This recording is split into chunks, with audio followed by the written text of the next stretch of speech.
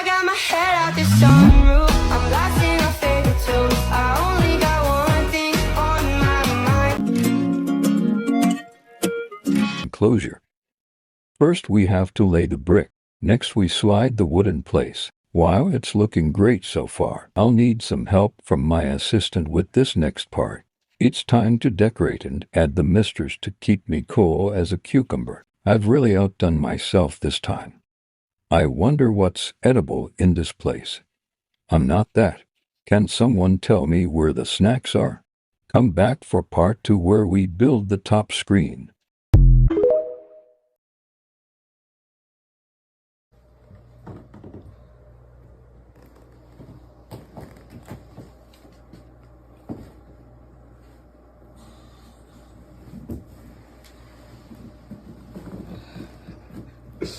Saying hi to Dad. Wow, he's really all up in your business.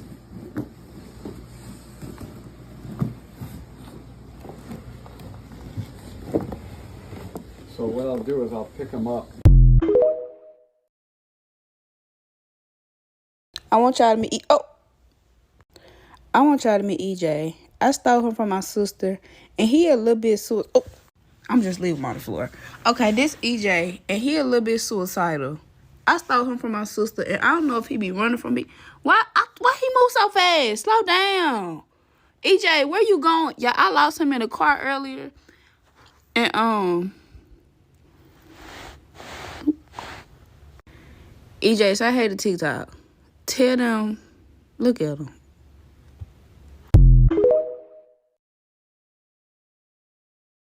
So my dad got a text from his friend that he didn't want this pet lizard anymore. He was obviously being kept in horrible conditions, so I had to say yes. He was pretty scared, but he did end up walking up to me. Huge cage upgrade. Paper towel for now, just so I can monitor him. The cage is very simple setup. Just cool hide, warm hide, humid hide. I did end up giving him calcium. I don't know what he was given before, so he can monitor himself, take what he needs. He's really cute, though. Wouldn't eat. Walked right over it. I need help with a name. Please comment.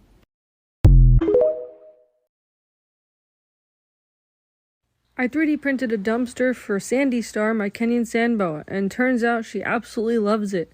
I admit I did have to forcefully put her in there in the beginning, but after that, she decided, hey, this place isn't so bad. She even tried to open the doors all by herself a few times. She was very unsuccessful, as you could see here, so I decided to open them up and see how she was doing, but she buried her face under her body and told me to go away. Oh well. However, she did find the doors all by herself one time. She spent a little time looking around, seeing if the trash was being picked up today. Luckily, for her, it was not. She determined it was much safer to stay in her dumpster rather than come out and explore the cruel world, so she closed the door on me.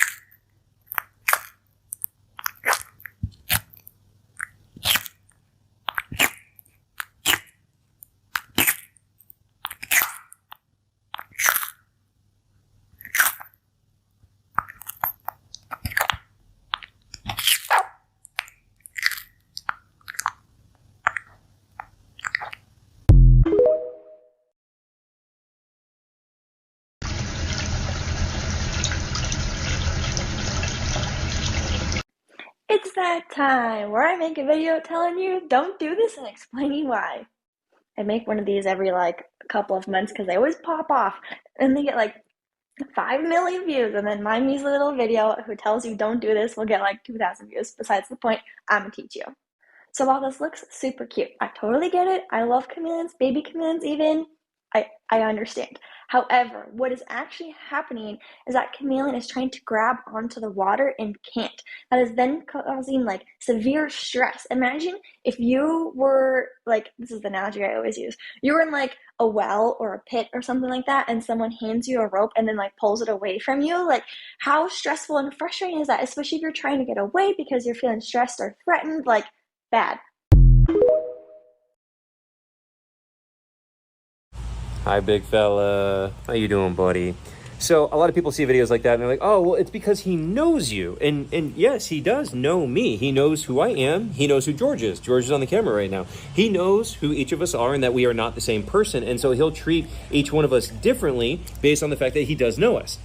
But the fact that he knows you doesn't mean that he's like your friend or that he's tame or that he won't bite you, because he absolutely still will. He's tried to bite me many, many times. So he knows you does not mean it is safe. People often say that as if it somehow precludes all danger. Come here. So like he knows his name, he comes when he's called, he knows who I am, everything like that. But at the same time, just because he knows you, like, yeah, he knows me and he will still absolutely bite me. He would still absolutely eat me if I do something stupid in here. And yeah, you always want to be very, very careful. Like when I touch on the side, he's still snappy. And yeah, that is a reflex. And even if he knows it's me, he'll still bite you for it. That's the thing. If I just put my hand there and I did move out of the way, he's going to grab my hand and he's not going to be like, oh, I'm sorry. He will probably grab it and then death roll, rip it off and swallow it right in front of my face, because he's an alligator, not a Labrador, guys, okay?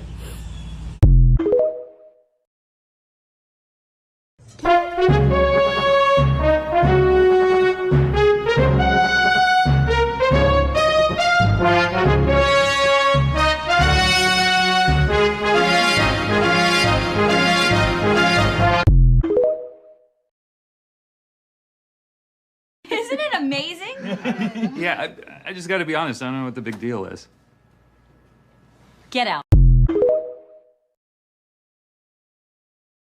So Mama Marbles was looking quite thick again, and I knew it was time for her to lay her second clutch of eggs.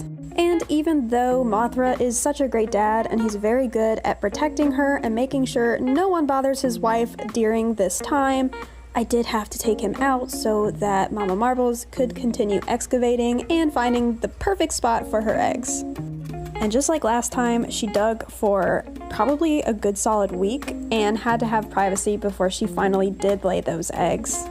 But finally, I came in on New Year's Day and saw she was looking really deflated here in her sides, and I was pretty sure that there would be some eggs over there in that pile. And before digging up her eggs, I did give her a little reward for a job well done, and it's also kind of distract her so that she's not getting in my way as I look for those eggs. Before I dig them up, I'm gonna go ahead and get a tray ready for the eggs with the incubation medium. Now, obviously, you have to get it wet. I added some water, so I'm going to kind of mix it around a little bit, see how it's feeling. It definitely still feels a little dry, so I'm going to add some more. Alright, going to try mixing again. That feels a lot better. And you know that it's the right consistency when it can hold together like sand, but not squeeze out water. So that's about where I need it. It is finally time. She was laying right here when I came in, so I'm going to start looking there first. I have a theory that they might actually be under there, so I'm gonna have to remove some things.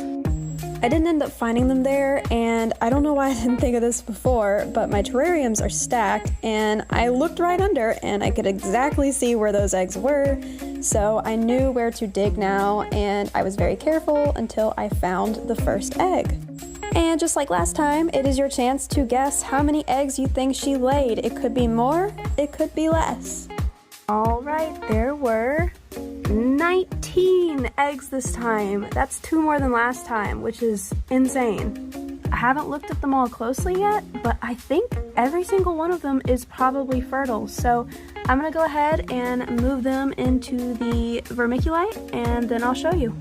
Alright, so I put the little Sharpie marks on the tops of the eggs so that if anything ever happened, I knew how to put them back. And they are ready to go in the incubator at about 82 degrees for 60 days. Now, before I put them in, I'm going to show you something very briefly. These are the ones that were laid today, and these are the ones that were laid about, 50 days ago? As you can see, they get so much bigger in incubation. So these guys are so little compared to how big these eggs are. And these ones are about 9 days away from hatching. But I'm gonna go ahead and put them back in the incubator because they really shouldn't be out of the incubator that long.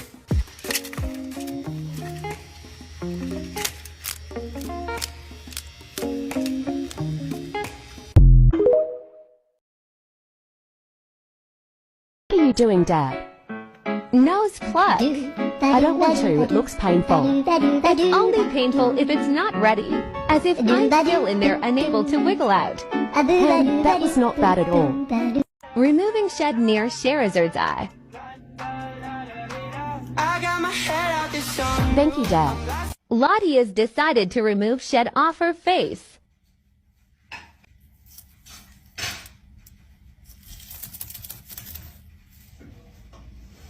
Thanks for helping. Time for Groudon's nose pluck so he can breathe 4K once more. Groudon approves.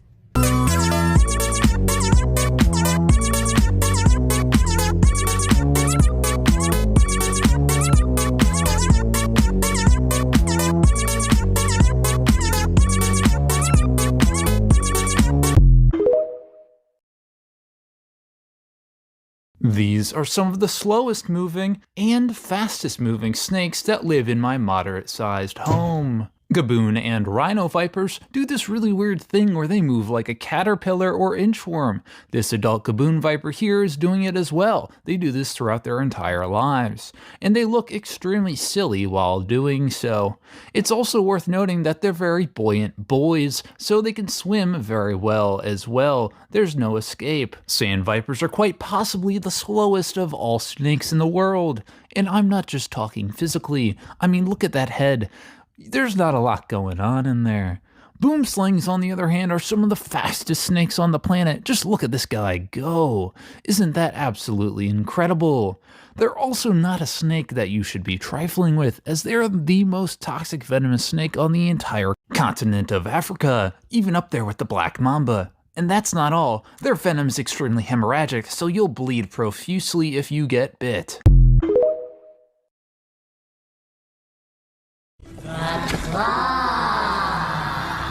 Claw is our master. Claw chooses who will go.